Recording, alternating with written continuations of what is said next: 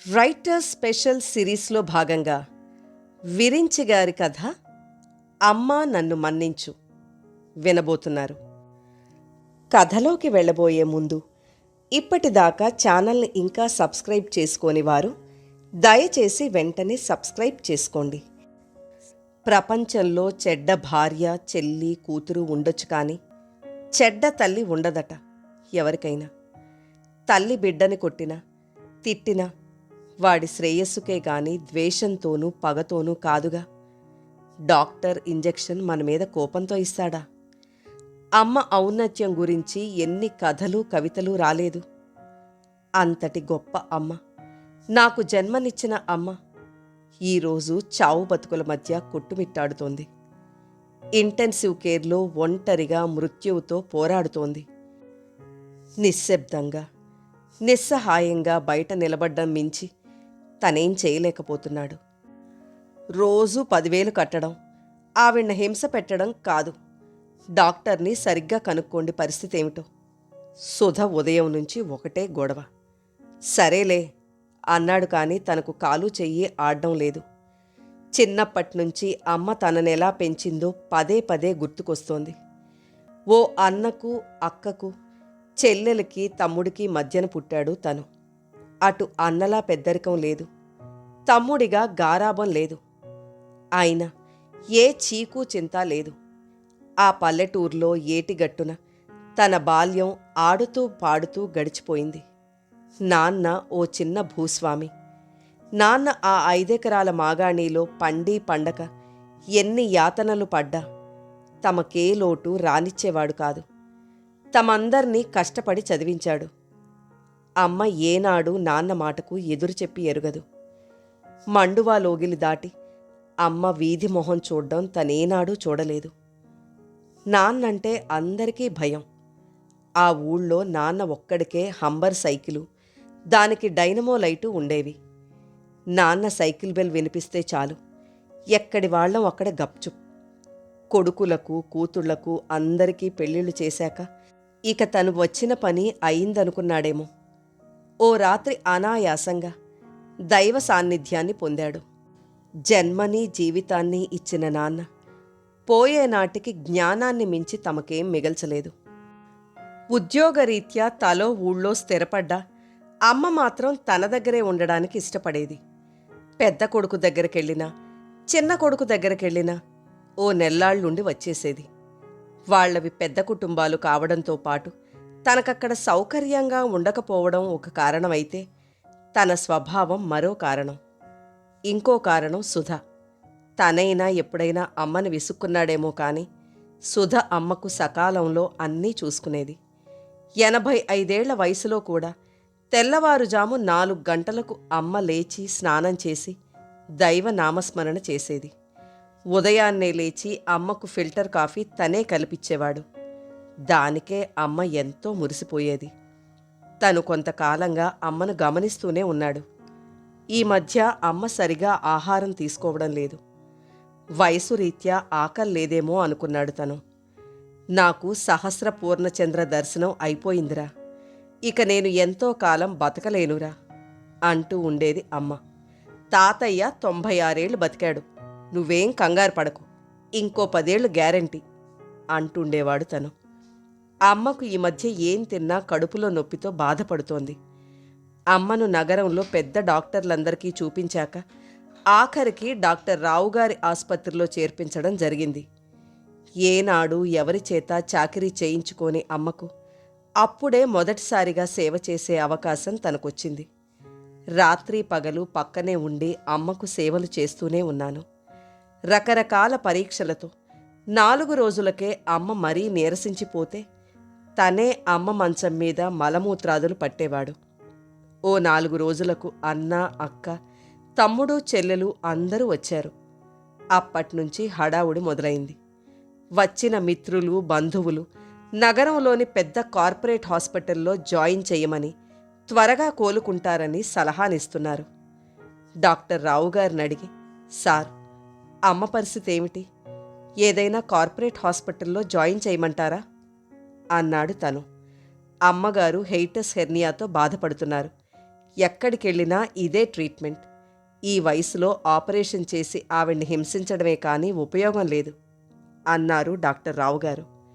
Anyhow let's consult doctor Radhakrishna అన్నారు తనే మళ్ళీ.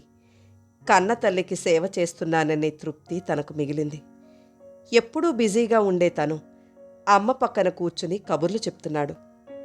బంధువులు మిత్రుల రాకతో అంత బాధలోనూ అమ్మ మొహంలో ఉత్సాహం కనిపిస్తోంది. ఆ మర్నాడే కార్పొరేట్ హాస్పిటల్ నుంచి డాక్టర్ రాధాకృష్ణని రప్పించారు. డాక్టర్ రావు గారు ఆయనకు అన్ని వివరాలు చెప్పారు. డాక్టర్ రావు గారు చెప్పినట్లు ఆవిడ హైటస్ హెర్నియాతో బాధపడుతున్నారు. అందుకే ఆహారం నీరు తీసుకోలేకపోతున్నారు. దీనికి ఒకటే మార్గం, లాప్రోస్కోపిక్ సర్జరీ చెయ్యాలి. కోతలేవీ ఉండవు, చిన్న చిన్న హోల్స్ పెడతాం. 48 గంటల్లో ఇంటికి తీసుకుపోవచ్చును.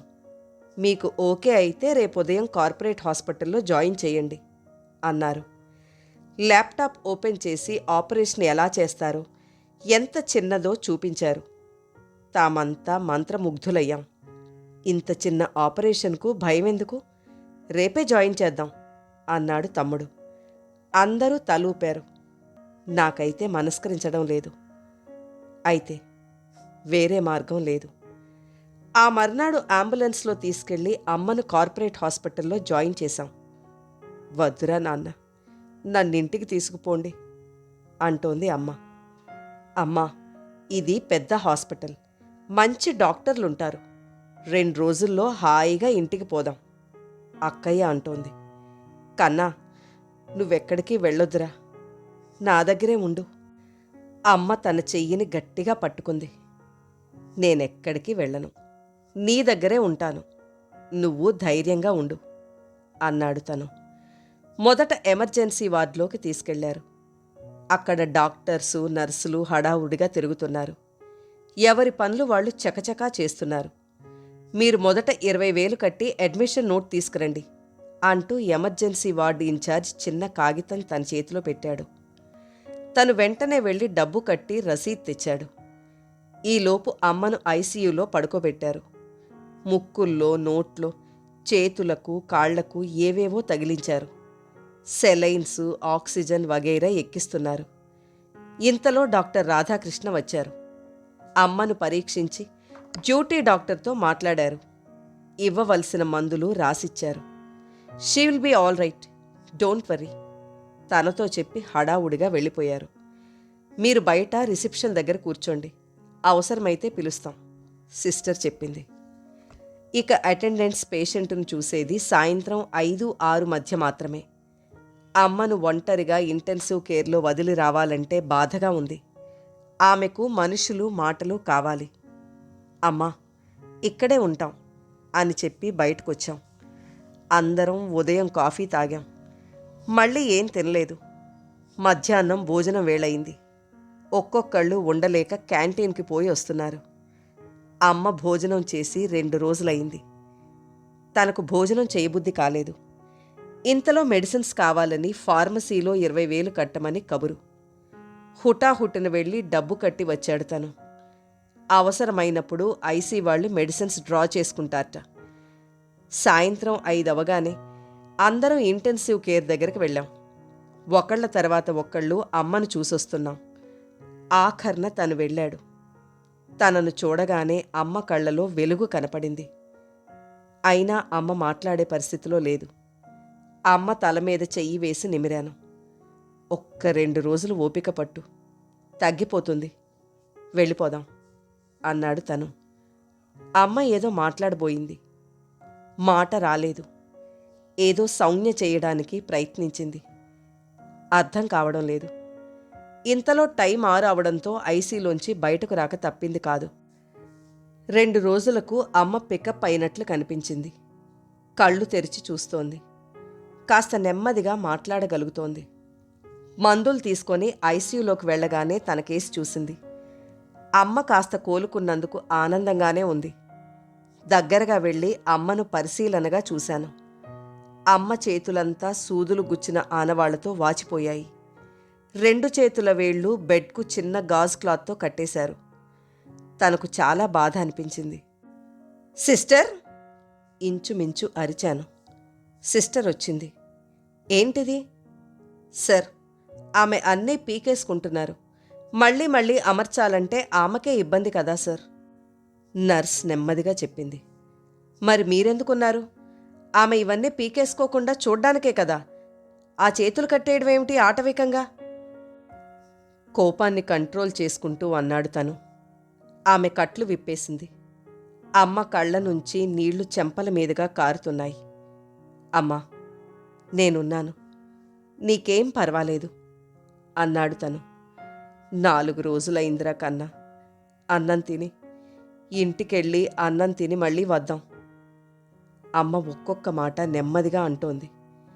నా ఆకలెరిగి అడగకుండానే అన్నం పెట్టే అమ్మ, గోరుముద్దలు తినిపించిన అమ్మ, 4 రోజుల నుంచి అన్నం తినక ఆకలి అంటే ఏం చెయ్యాలో అర్థం కాలేదు.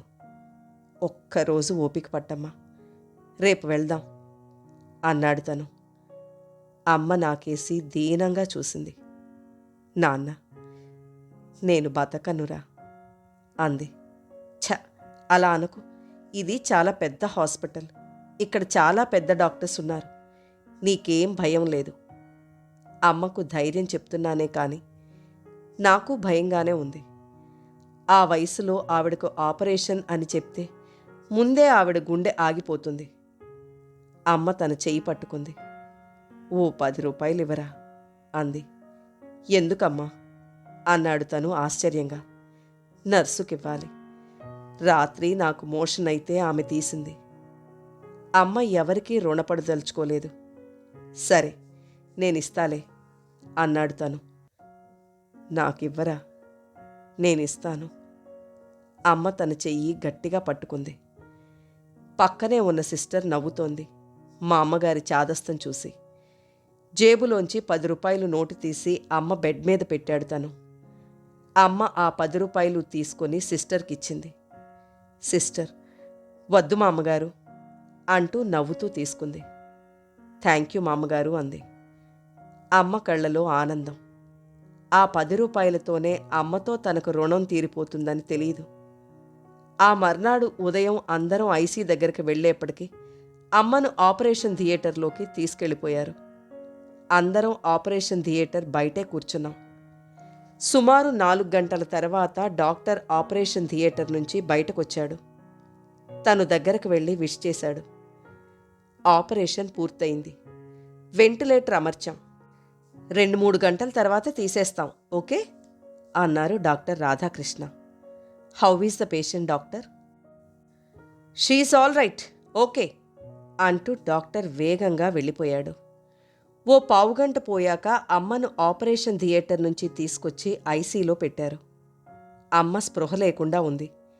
వెంటిలేటర్ కారణంగా ఛాతీ పైకి కిందకి కదులుతోంది. తల ఒక పక్కకు వాల్చి ఉంది. ఇక చేసేదేమీ లేక క్యాంటీన్కి వెళ్ళి లంచ్ అయిందనిపించాం. మళ్ళీ వచ్చి రిసెప్షన్లో కూర్చున్నాం. ఫార్మసీకెళ్ళి ఎంక్వైరీ చేస్తే కట్టిన 20,000 రూపాయలు ఐసీ వాళ్ళు డ్రా చేశారని మరో 20,000 కట్టమంటే కట్టాడు. సాయంత్రం 4 గంటలకు డాక్టర్ రాధాకృష్ణ వచ్చాడు. తను వెళ్ళి, సార్, ఎట్లా ఉంది అమ్మకు అడిగాడు ఆతృతగా. She is all right, except she is not passing urine. We have referred this to nephrologist, okay. Doctor సంభాషణ అంతా ఇంగ్లీష్. డాక్టర్ తన సమాధానం కోసం చూడకుండా వెళ్ళిపోయాడు. ఆ సాయంత్రం ఐసీకి వెళ్ళి చూస్తే అమ్మ నిశ్చలంగా పడుకుంది. వెంటిలేటర్ మూలంగా అంతకు ముందులా ఛాతీ ఒకటే పైకి కిందకి కదులుతోంది. ఆ మర్నాడు ఉదయం డాక్టర్ రాధాకృష్ణ 11 గంటల దాకా రాలేదు. ఆ తర్వాత ఆపరేషన్స్ అని సాయంత్రం 4 గంటల దాకా కనపడలేదు. సెల్కు ట్రై చేస్తే ఎత్తడు. 5 గంటలకు దొరికాడు. She is all right, but BP బాగా డౌన్ అయింది, హార్ట్ బీట్ తగ్గింది, కార్డియాలజిస్ట్కు రిఫర్ చేశాం, ఓకే. ఆయన వెళ్ళిపోయాడు. ఆ రాత్రి తెల్లవార్లు అన్నయ్య, తను, తమ్ముడు రిసెప్షన్ బయట కునికిపాట్లు పడుతూ కూర్చున్నాం. తెల్లవారగానే ఐసీలోకెళ్ళి అమ్మను చూశాం. అమ్మలో ఏ కదలిక లేదు. 2-3 గంటల తర్వాత తీసేస్తామన్న వెంటిలేటర్ అలాగే ఉంది. ఇంతలో డాక్టర్ రాధాకృష్ణ వచ్చారు. ఈరోజు హైదరాబాద్ నుంచి డాక్టర్ రాజేశ్వర్ రెడ్డి గారని గ్యాస్ట్రోఎంట్రాలజిస్ట్ వస్తున్నారు.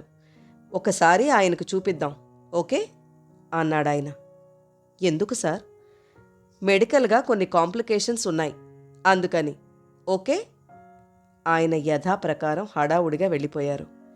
ఆ సాయంత్రం 50,000 కట్టమని ఒక నోట్నిచ్చారు. తనకెందుకో ఏదో గందరగోళంగా కనిపిస్తోంది. ఆపరేషన్ అయిన 48 గంటల్లో ఇంటికి వెళ్ళిపోవచ్చన్న వ్యక్తి ఆ విషయాన్ని మర్చిపోయి ఏవేవో కాంప్లికేషన్స్ చెప్తున్నారు. ఏటీఎంలో 50,000 డ్రా చేసి కట్టాడు తను. ఎప్పుడైతే 50,000 కట్టమని చెప్పారో పరిస్థితి సీరియస్ అని అర్థమైంది. ఫార్మసీకెళ్ళి అడిగితే ఉదయం నుంచి మందులు డ్రా చేయలేదని తెలిసింది. అంటే కొత్తగా మందులేం వాడడం లేదు, రోజుకో సమస్య చెప్తున్నారు. ఆ మర్నాడు డాక్టర్ రాధాకృష్ణ రమ్మంటే వెళ్ళాడు తను. అమ్మగారికి ఎప్పుడైనా షుగర్ ఉందా అన్నారు. లేదు సార్ అన్నాడు తను. ప్రస్తుతం షుగర్ చాలా ఎక్కువగా ఉంది, ఎండోక్రైనాలజిస్ట్కు రిఫర్ చేశాం, ఓకే అన్నారు. తనకేం చెయ్యాలో తోచలేదు. పేషెంట్ సుశీలమ్మగారి తాలూకు రావాలంటూ రిసెప్షన్ దగ్గర మైక్లో అనౌన్స్ చేశారు. తమ్ముడు తను వెంటనే ఐసీకెళ్ళాం. ఈ మందులు అర్జెంటుగా కావాలి సార్. సిస్టర్ చేతిలో చీటీ పెట్టింది. ఇదేమిటి, ఫార్మసీలో డబ్బు కట్టాం కదా అన్నాడు తను. అయితే ఓకే సార్.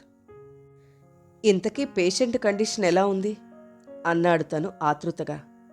సిస్టర్ మాట్లాడకుండా డాక్టర్ కేసు చూసింది. Sir, patient condition. డ్యూటీ డాక్టర్ను అడిగాడు తను. కొంచెం కాంప్లికేటెడ్గానే ఉంది, డాక్టర్ రాధాకృష్ణ గారిని కన్సల్ట్ చేయండి. ఇక మీరెందుకు, పేషెంట్ కండిషన్ తెలియకుండానే డ్యూటీ చేస్తున్నారా? తమ్ముడు ఆవేశంగా అరిచాడు. ఆవేశం తగ్గించుకోమని రాఘవ చెయ్యి నొక్కాను. చెప్పాను కదా, కాస్త సీరియస్గానే ఉంది. నెమ్మదిగా గొణిగాడు డ్యూటీ డాక్టర్. నెమ్మదిగా బయటకు నడిచాం. అమ్మ మృత్యువుతో పోరాడుతోందని అర్థమైంది. నిస్సహాయంగా బయట కూర్చోవడం తప్పితే తామేం చేయలేకపోతున్నాం. బాబాయ్, మనసు దిటవు చేసుకో. Prepare for the worst. అందరికీ ఇన్ఫార్మ్ చెయ్యి. సుదీప్ కంఠం వినగానే ఆలోచనల్లోంచి ఈ లోకంలోకొచ్చి పడ్డాను. సుదీప్ మా కజిన్ కొడుకు. వాడు ప్రస్తుతం హౌస్ సర్జన్ చేస్తున్నాడు. వాడు ఐసీలోకి పోయి రాగానే ఈ విషయం చెప్పాడు. వెంటనే రాఘవుని తీసుకొని అన్నయ్య కొడుకు సుబ్రహ్మణ్యంతో ఐసీలోకి వెళ్ళాను. నాకెందుకో కాళ్ళు వణుకుతున్నాయి. వెంటిలేటర్ సాయంతో ఛాతీ పైకి కిందకి ఆడడం లేదు. అమ్మ పక్కనే ఉండే డ్యూటీ నర్స్ దూరంగా ఎక్కడో వేరే పనిలో ఉంది. హాస్పిటల్ సీఎంఓ అక్కడ డ్యూటీ డాక్టర్తో ఏదో చర్చిస్తున్నాడు. గుండె దడదడలాడుతుండగా దగ్గరకెళ్ళాను. సీఎంఓ నా భుజం మీద చెయ్యి వేశాడు. సుశీలమ్మగారు మీకేమవుతారు అన్నాడు. అమ్మ అన్నాను. గొంతు పెగల్లేదు. మీ పేరు? Venu. Sorry mister Venu, we have done our best. Cardiac arrest. ఇప్పుడే, జస్ట్ 10:22కి. You mean she no more? Yes, I'm very sorry. నాలో ఒక్కసారి నిస్సత్తువ ఆవరించింది. ఏమిటి సార్ ఇది? మరీ ఇంత అన్యాయమా? కనీసం కండిషన్ సీరియస్ అనే విషయం కూడా మాకు చెప్పరా? 48 గంటల్లో ఇంటికి తీసుకుపోవచ్చన్న డాక్టర్ రాధాకృష్ణ ఎక్కడా? తమ్ముడు ఆవేశంగా అరుస్తున్నాడు. ఏమిటి సార్, మీకేమైనా టీవీయో ఫ్రిడ్జ్ రిపేర్కి ఇచ్చామా? మీకిచ్చింది living human body. Patient condition ఎప్పటికప్పుడు మాకు చెప్పరా? వేలకు వేలు కట్టించుకోవడమేనా మీ పని? పేషెంట్ జాయిన్ అయ్యేటప్పుడు లేని BP, sugar, renal failure, cardiac arrest వగైరా ఎక్కడి నుంచి వచ్చాయి? మీకు చేతకాపోతే మాకు చెప్పొచ్చు కదా. సుబ్రహ్మణ్యం గట్టిగా నిలదీస్తున్నాడు. నేను 2 చేతులు ఎత్తి నమస్కారం పెట్టాను. మా అమ్మని ఇంకా హింసించకుండా విముక్తి కలిగించారు. చాలా కృతజ్ఞుణ్ణి అన్నాను. అమ్మ మొహం కేసి చూశాను. అమ్మ నిశ్చింతగా నిద్రపోతున్నట్లుంది. అమ్మా అని భోరున ఏడవాలనుంది. కానీ ఏడవలేకపోతున్నాను. మెదడు మొద్దుబారిపోయింది. అమ్మ 85 ఏళ్ల జీవన సమరం ఆ రోజుతో ముగిసింది. నన్ను నవమాసాలు మోసి కని ఎన్నో త్యాగాలు చేసి పెంచిన అమ్మ తన రుణం నేను తీర్చుకోకుండానే, తనకు చెప్పకుండానే ఆపరేషన్ చేయించి హింసించి అమ్మకెంతో అన్యాయం చేశాను. ఆమె జీవించే హక్కును హరించేశాను. కడసారి ఆమె ఏమి చెప్పాలనుకుందో, అంతిమ సమయంలో ఒంటరిగా పక్కన నా అన్నవాళ్ళు ఎవరూ లేకుండా ఎంత మరణయాతన అనుభవించిందో. భగవాన్, అమ్మకెంత ద్రోహం చేశాను. అమ్మ, నన్ను మన్నించు. కార్పొరేట్ హాస్పిటల్ మోజులో ఆధునిక సౌకర్యాలున్న గొప్ప హాస్పిటల్లో వైద్యం చేయిస్తున్నానన్న భ్రమలో, లక్షల రూపాయలు ఖర్చు చేస్తున్నానన్న అహంలో, అవసాన దశలో ఆత్మీయుల మధ్య తనువు చాలించే అదృష్టాన్ని దూరం చేశాను. మనసు విలవిల్లాడుతోంది. 2 కళ్ళు ధారాపాతంగా వర్షిస్తుంటే మౌనంగా బయటకు నడిచాను. కథ నచ్చితే లైక్ చేయండి. మీరు లైక్ చేయడం వల్ల మరింత మందికి ఈ కథలు చేరతాయి.